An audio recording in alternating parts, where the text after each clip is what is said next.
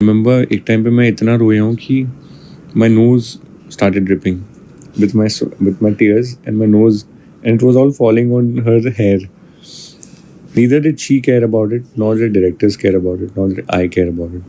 2025 से पहले सनम तेरी कसम बॉलीवुड की सबसे ज्यादा अंडररेटेड मूवी थी, लेकिन अब इस मूवी को ऑडियंस का वह प्यार और सपोर्ट मिल चुका है जो यह डिजर्व करती थी। इस वीडियो में मैं आपको सनम तेरी कसम के कुछ इंटरेस्टिंग फैक्ट्स और सीक्रेट्स बताने वाला हूं। तो चलिए शुरू करते हैं। तुमने भी तो मुझे नहीं बताया कि मैं तुम्हारी बेस्ट चॉइस हूँ। जरूर तुम मेरी बेस्ट चॉइस हो, लेकिन मेरे जैसा क्रिमिनल तुम्हारी बेस्ट चॉइस नहीं। तुम्हें पता है ये लाइफ ऐसे क्यों गई? ताकि मैं सरस्वती पार्थसारथी बन के नहीं, सरस्वती पर ही हार भर के जाऊं।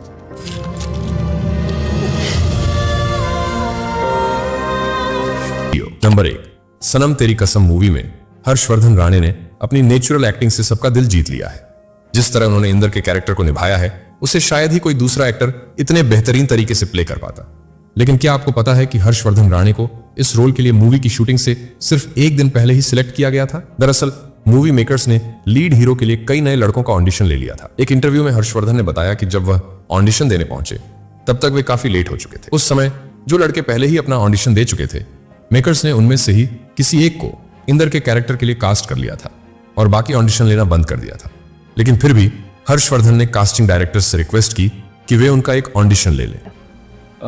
यही कि मैं 9 साल 10 साल पहले अपने डायरेक्टर्स के ऑफिस में इस फिल्म को पाने के लिए ऑलमोस्ट भीख मांग रहा हूँ, वो मुझे याद है। पहले तो कास्टिंग डायरेक्टर ने साफ मना कर दिया, लेकिन हर्षवर्धन ने उनसे कहा कि बस एक बार मेरा ऑडिशन ले लीजिए, फिर चाहे तो इस वीडियो को कचरे के डिब्बे में फेंक दीजिए। उनकी ये बात सुनकर डायरेक्टर ऑडिशन लेने के लिए राजी हो गए। जब हर्षवर्धन ऑडिशन दे रहे थे तो इंद्र के रोल के लिए पहले से सिलेक्टेड लड़का भी बगल वाले रूम में बैठा था और यह सब सुन रहा था। फाइनली जब कास्टिंग डायरेक्टर ने हर्षवर्धन का ऑडिशन वीडियो देखा तो वे इससे बहुत ज्यादा इंप्रेस हो गए। डायरेक्टर्स विनय और राधिका को दिखाया और वे भी हर्षवर्धन की परफॉर्मेंस से बहुत खुश हो गए। इसके बाद उन्होंने हर्षवर्धन को गले लगाते हुए मूवी के हीरो के तौर पर सिलेक्ट कर लिया। हर्षवर्धन के अनुसार जब उन्हें इस रोल के लिए चुन लिया गया तब वे उस रूम में बैठे लड़के से आंखें तक नहीं मिला पाए जिसे पहले सिलेक्ट किया गया था, क्योंकि किसी एक्टर को आखिरी समय में मूवी से हटा देना वाकई एक सैड न्यूज होती है। नंबर 2, इस मूवी में सारू अब मोस्ट ऑफ द बॉयज की फेवरेट कैरेक्टर और क्रश बन चुकी है। जिस ऑनेस्टी और मासूमियत के साथ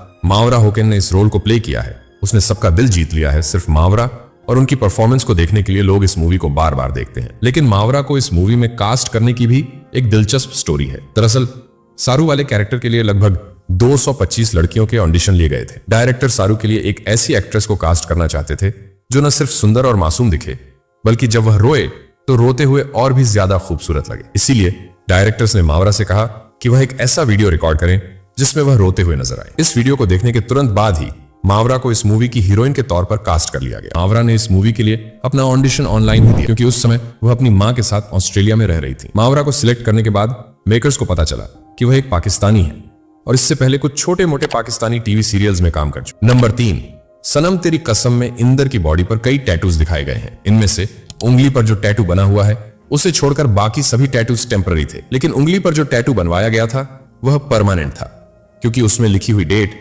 उनकी असली डेट ऑफ बर्थ थी। इसके अलावा उनकी कमर पर फिराक गोरखपुरी द्वारा लिखी गई एक उर्दू कविता का टैटू भी था, जिसका मतलब है इश्क तौफीक है गुनाह नहीं, यानी प्यार करना एक सक्सेस है, ना कि कोई क्राइम। नंबर 4, मूवी का सॉन्ग खींच मेरी फोटो इतना ज्यादा पॉपुलर और शानदार था कि आज भी शादी और पार्टियों में बजाया जाता है। लेकिन इस गाने को शूट करना मावरा के लिए इस पूरी फिल्म का सबसे डिफिकल्ट काम था। जैसा कि इस सॉन्ग में मावरा भांग के नशे में एक मरी हुई मछली को किस करती है। इस सीन के लिए पहले फेक फिश का इस्तेमाल करने का प्लान था, लेकिन जब फेक फिश के साथ यह सीन शूट किया गया तो डायरेक्टर्स इससे संतुष्ट नहीं हुए, क्योंकि वह फेक फिश एक टॉय की तरह नजर आ रही थी। तब डायरेक्टर्स ने रियल मरी हुई फिश का इस्तेमाल करने का फैसला किया और उसे सेट पर मंगवाया गया। लेकिन जब तक इस सीन की शूटिंग शुरू हुई तब तक वह फिश पहले ही काफी सड़ चुकी थी। इसलिए जब मावरा ने उस फिश को किस किया तो सीन की शूटिंग के बाद वह मछली की बदबू के कारण अपनी वैनिटी वैन में जाकर उल्टियां करने लगी। और जब मावरा वैनिटी वैन से वापस सेट पर आती थी तो वो सेट पर किसी को भी इस बात का पता नहीं चलने देती थी कि वो मछली की बदबू से उल्टी करके आई है। मावरा के लिए मुश्किलें तब और भी ज्यादा बढ़ गईं जब उन्हें इसी सेम सीन को 20 से 25 बार शूट करना था। यानी उन्हें फिर कम से कम 20 बार सड़ी हुई मछली को किस करना पड़ता, क्योंकि डायरेक्टर्स जिस तरह इस सीन को शूट करना चाहते थे वो उनसे नहीं हो पा रहा था।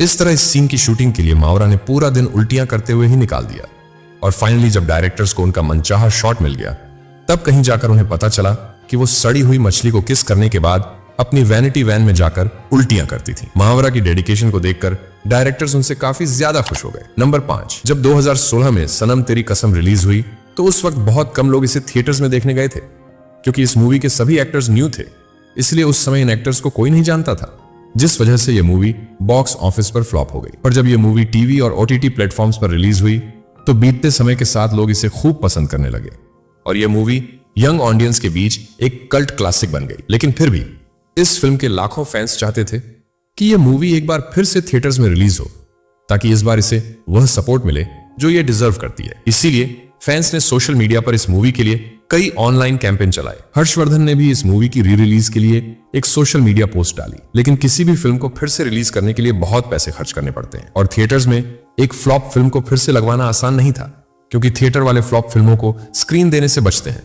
तब हर्षवर्धन ने फैंस से कहा, अगर इस पोस्ट पर 50,000 कमेंट्स आ जाते हैं तो मैं आप सबके साथ मिलकर प्रोड्यूसर के घर जाकर इस मूवी को दोबारा रिलीज करने की रिक्वेस्ट करूंगा। और जब उन्होंने यह पोस्ट डाली तब सिर्फ एक ही दिन में इस पोस्ट पर 40,000 कमेंट्स आ गए। मिनाटी एंड में बोलते हैं ना कि इतने मिलियन का टारगेट करते हैं, वैसे तो नहीं बोल पाया मैं, लेकिन उस तरीके से मैंने उनको लिखा कि इतने अगर आपने कमेंट्स कर दिए तो मैं कल चला जाऊंगा। शर्त के अनुसार हर्षवर्धन अपने फैंस के साथ प्रोड्यूसर दीपक मुकुट के घर जा पहुंचे और घर के सामने खड़े होकर चिल्ला चिल्ला कर मूवी की री रिलीज के लिए रिक्वेस्ट करने लगे। लोग प्रॉमिस कर रहे हैं कि इस बार जरूर देखेंगे, और फाइनली प्रोड्यूसर ने हर्षवर्धन और फैंस की बात मानते हुए मूवी को फिर से थिएटर्स में रिलीज करवा दिया। नंबर 7 थिएटर्स में करण अर्जुन, तुम्हाड़, रहना है तेरे दिल में और इंटरस्टेलर जैसी कई कल्ट क्लासिक और अंडररेटेड मूवीज री रिलीज हुई हैं, पर जैसा रिस्पॉन्स ऑडियंस ने सनम तेरी कसम को दिया है वैसा पहले किसी भी फिल्म के लिए नहीं देखा गया। सनम तेरी कसम को 25 करोड़ के बजट पर बनाया गया और इसने उस वक्त केवल 15 करोड़ का बिजनेस किया था, लेकिन अपनी री रिलीज पर इसने अब तक 40 करोड़ का कलेक्शन करते हुए री रिलीज के मामले में इंडिया की सबसे ज्यादा कमाई करने वाली नंबर 1 मूवी बन गई है। दूसरे नंबर पर तुम बाढ़ है, जिसने अपनी री रिलीज पर 32 करोड़ का बिजनेस किया था। यहां तक कि इसने बेडस रवि कुमार और आमिर खान के बेटे खान की लव यापा जैसी नई नवेली मूवीज को भी कलेक्शन के मामले में पछाड़ दिया है, और जिस हिसाब से ऑडियंस इसे देखने थिएटर्स में जा रही है उस हिसाब से यह मूवी 50 से 60 करोड़ का बिजनेस भी आसानी से कर सकती है। इसलिए अब इस फिल्म को एक सुपरहिट का टैग मिल चुका है। नंबर 8 सुपरहिट बन चुकी है, तो जब एक इंटरव्यू में मूवी के डायरेक्टर से पूछा गया कि इसका पार्ट 2 कब आएगा, तो उन्होंने इसका जवाब देते हुए कहा कि तेरी कसम 2 में सलमान खान को कास्ट करना चाहिए प्लीज। अरे यार आपके मुंह में घी शक्कर। सनम तेरी कसम का पार्ट 2 अगले वैलेंटाइंस डे यानी 14 फरवरी को आएगा। 14 फरवरी 2026 को रिलीज किया जाएगा। साथ ही उन्होंने यह भी बताया कि उन्होंने पार्ट 2 की स्क्रिप्ट भी 9 साल पहले ही लिखकर कंप्लीट कर ली थी, जब उन्होंने पार्ट 1 की स्क्रिप्ट लिखकर पूरी की थी। डायरेक्टर्स ने मूवी के बारे में एक शॉकिंग बात यह भी बताई, इस मूवी का जो एंडिंग सीन है जिसमें इंदर इस पेड़ के नीचे खड़ा होकर सरू से बात कर रहा होता है, वही सीन असल में सेकंड पार्ट का स्टार्टिंग सीन होने वाला है। नंबर 9 आपको मूवी का यह सीन तो याद ही होगा जब सरू को एक लड़का शादी के लिए देखने आता है और देखने के बाद अपना फोन सरू के घर पर ही भूल जाता है। तब सरू उसे उसका फोन देने नीचे जाती है, लेकिन इंदर और सरू उस लड़के को यह कहते हुए सुन लेते हैं, ऐसी ओल्ड फैशन लड़की से कौन शादी करेगा। अब अगर आप इस सीन को ध्यान से नोटिस करेंगे तो जब सरू नीचे जाती है तब उसके हाथ में फोन होता है, पर जब वो गुस्सा होकर अपने घर पहुंचती है तो उसके हाथ में कोई फोन नहीं होता है, जबकि वो बिना उस लड़के को फोन दिए ही वापस अपन घर आ गई थी। मूवी के पॉइंट ऑफ व्यू से देखा जाए तो ये एक मिस्टेक है, पर हर्षवर्धन ने एक इंटरव्यू में इस मिस्टेक का रीजन ये बताया है कि मूवी में पहले एक सीन था जिसमें जब सरू और इंदर लिफ्ट से ऊपर जा रहे होते हैं तो इंदर सरू को उस फोन की वजह से काफी परेशान देखता है। तब वो उस फोन को सरू से छीनकर लिफ्ट से नीचे फेंक देता है, लेकिन मूवी के फाइनल वर्जन से इस सीन को डिलीट कर दिया गया था। नंबर 10 इस मूवी की स्टार्टिंग और एंडिंग में इंदर का जो घर और पेड़ दिखाया गया है, तो एक्चुअली ये घर और पेड़ इंडिया में है ही नहीं, बल्कि ये दोनों साउथ अफ्रीका में मौजूद हैं। इस नंबर 11 मूवी में जब सरू के फादर उसे इंदर के साथ गले मिलते हुए देख लेते हैं तो वो उसका जीते जी पिंडदान कर देते हैं। मूवी का यह सीन इसकी सेकंड डायरेक्टर राधिका राव की रियल लाइफ से इंस्पायर्ड है। दरअसल जब राधिका अपने कॉलेज में थी तब उनकी एक फ्रेंड भागकर किसी लड़के से शादी कर लेती है। तब उस लड़की के पिता भी उसका जिंदा ही पिंडदान कर देते हैं। नंबर 12, जब तक इस मूवी की 50% शूटिंग पूरी हो चुकी थी तब तक इस मूवी का कोई भी नाम नहीं रखा गया था। वो तो जब फिल्म के डायरेक्टर्स हिमेश रेशमिया के पास मूवी के लिए म्यूजिक लेने गए तब हिमेश रेशमिया ने मूवी की स्टोरी सुनकर डायरेक्टर्स को फिल्म का नाम सनम तेरी कसम रखने का सजेशन दिया। हमारे पास सबसे बड़ी बात थी इस पिक्चर की, जो I think is a very big plus is the title of the film, Sanam Teri Kasam. और वो हमारे पास नहीं था, वो हिमेश जी का पर्सनल टाइटल, उनको उस टाइटल पे पिक्चर बनानी थी, उनका बहुत दिल के करीब टाइटल था वो। और उन्होंने देखा राधिका और मैंने जो कहानी लिखी है, उन्होंने कहा कि मेरे पास एक टाइटल है, वो मैं तुम लोगों को दूँगा।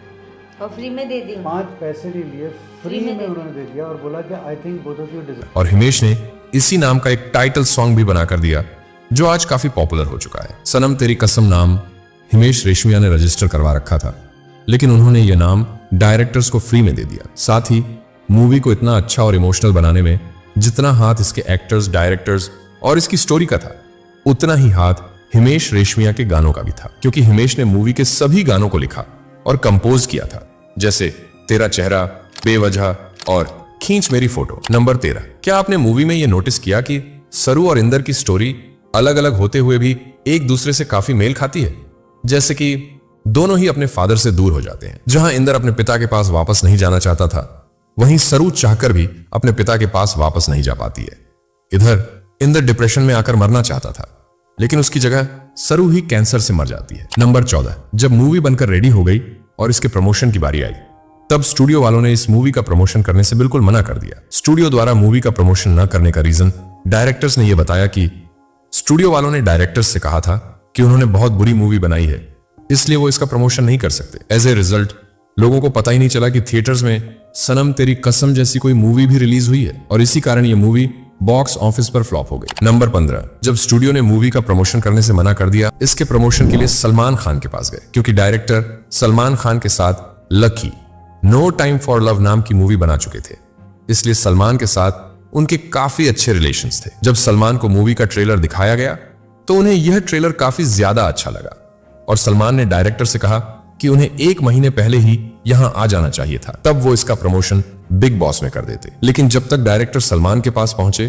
तब तक प्रमोशंस के लिए काफी देर हो चुकी थी। तब सलमान खान ने बड़े प्यार से इस मूवी के लिए एक ट्वीट भी किया। नंबर 16, क्योंकि इस फिल्म के डायरेक्टर सनी देओल के साथ आई लव न्यू ईयर नाम की मूवी बना चुके थे, इसलिए डायरेक्टर्स ने सनम तेरी कसम की स्क्रिप्ट को सनी देओल को भी सुनाया था, ताकि वो उनसे स्क्रिप्ट के बारे में फीडबैक ले सकें। तब सनी देओल ने डायरेक्टर्स से कहा था कि उन्हें इस मूवी में इंदर के रोल में बॉबी देओल को कास्ट करना चाहिए, लेकिन डायरेक्टर्स ने उन्हें यह कहते हुए साफ मना कर दिया कि वो इस रोल में किसी नए लड़के को ही कास्ट करेंगे। नंबर 17, मूवी में हिमेश रेशमिया का हाले दिल नाम से एक गाना है। यह सॉन्ग ओरिजिनली सलमान खान की तेरे नाम मूवी के लिए बनाया गया था, लेकिन किन्हीं अननोन रीजंस की वजह से यह गाना तेरे नाम फिल्म में नहीं रखा गया। इसीलिए जब डायरेक्टर सलमान से मिलने उनके घर आए थे तब उन्होंने इस सॉन्ग को सनम तेरी कसम मूवी में यूज करने के लिए डायरेक्टर्स को दे दिया। नंबर 18, हाल ही में हर्षवर्धन ने बताया है कि उन्होंने इंदर के कैरेक्टर की तैयारी सलमान खान के नेचर और बिहेवियर को अपने दिमाग में रखते हुए की थी, क्योंकि उन्हें लगता था कि सलमान खान बाहर से सख्त और अंदर से नर्म दिल के इंसान है, एकदम इंदर की तरह। एंड अगर आपको यह वीडियो अच्छा लगा हो तो चैनल को जरूर सब्सक्राइब करना और राइट वाले वीडियो पर क्लिक करके आप ऐसी ही किसी आइकॉनिक मूवी का फैक्ट वीडियो देख सकते हैं।